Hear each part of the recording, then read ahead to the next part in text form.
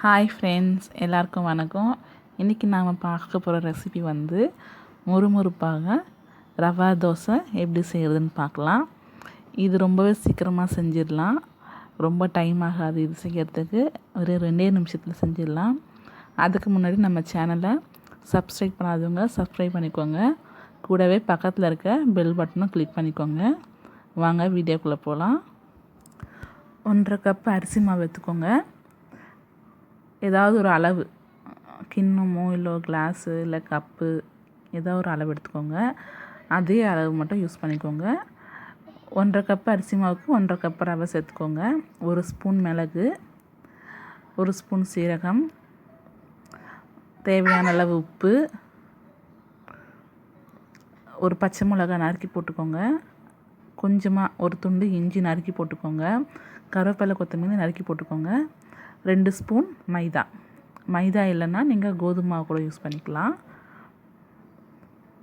எல்லாத்தையுமே நல்லா இந்த மாதிரி கலரி விட்டுடுங்க. கலரி விட்டுட்டு கொஞ்சமாக தண்ணி ஆட் பண்ணி கலருங்க. உருண்டையாக இல்லாமல் ஃபுல்லாக நைஸாக தண்ணியில் மிக்ஸ் பண்ணிவிடுங்க. ஃபுல்லாத்தையும் மாவு ஃபுல்லாக கரைஞ்சிடணும். தண்ணியில் இந்த மாதிரி நல்லா கலக்கி விட்டுடுங்க. கரைச்சிடு. இப்போ ஒரு 10 நிமிஷம் வந்து இது ஊறட்டும்.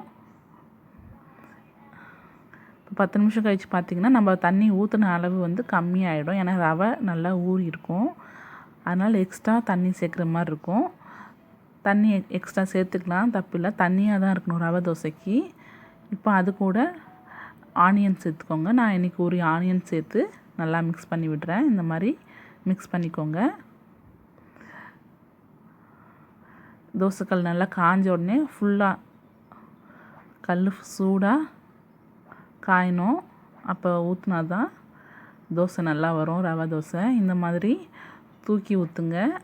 தூக்கி ஊற்றிங்கன்னா இந்த மாதிரி ஓட்டையாக வரும். அது மேலே கொஞ்சம் ஆயில் விட்டுருங்க. எப்பவுமே ஆனியன் வந்து நீங்கள் தோசை சுடும் போது ஆட் பண்ணிக்கோங்க, முன்னாடியே ஆட் பண்ணி வச்சிடாதீங்க. பார்த்திங்கன்னா நல்லா வெந்துருச்சு.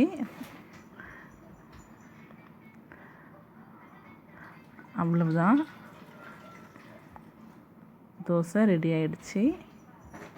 நீங்களும் இதை வீட்டில் ட்ரை பண்ணி பாருங்கள். இதுக்கு சைட் டிஷ்லாம் தேவையில்லை, அப்படியே வெறும்னா கூட சாப்பிட்லாம். நல்லாயிருக்கும் மொறுமொறுன்னு. நீங்களும் வீட்டில் ட்ரை பண்ணி பார்த்துட்டு டேஸ்ட் எப்படி இருக்குன்னு கமெண்ட் பண்ணுங்கள். இந்த வீடியோ உங்களுக்கு பிடிச்சிருந்தா லைக் பண்ணுங்கள், ஷேர் பண்ணுங்கள். மறக்காமல் நம்ம சேனலை சப்ஸ்கிரைப் பண்ணுங்கள். தேங்க்யூ.